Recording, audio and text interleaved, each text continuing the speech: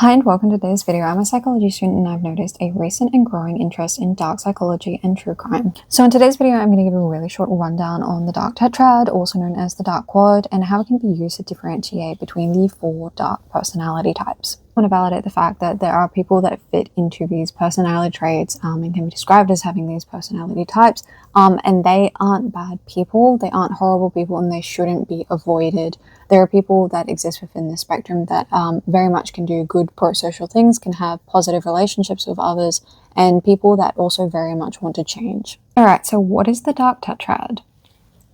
The Dark Tetrad or Quad is a set of 4 interrelated personality features that can be measured and identified through patterns of behavior that fall into narcissism, psychopathy, Machiavellianism, and more recently, sadism has been added.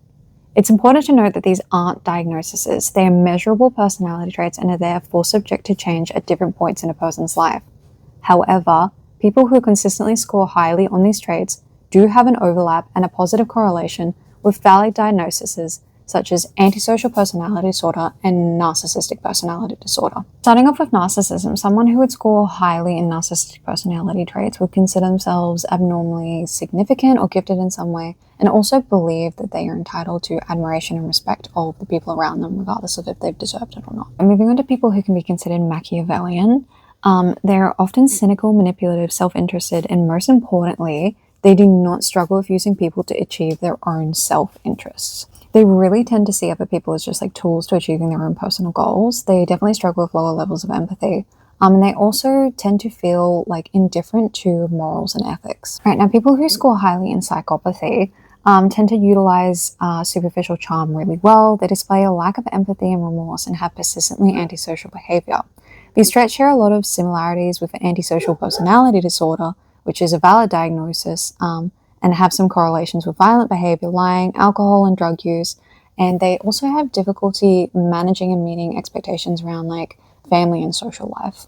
Lastly, and the most recently added to the theorem is sadistic and sadism. So someone who would measure highly in sadism derives pleasure from humiliation or hurting others. There's a really common misconception around sadism is that it is inherently sexual in nature, but this is not true.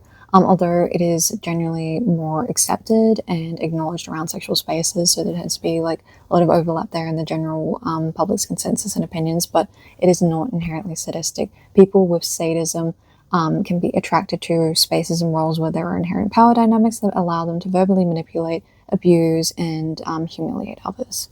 This brings us to the end of today's discussion. Please drop me a comment if you would like to know more and if you enjoyed this video.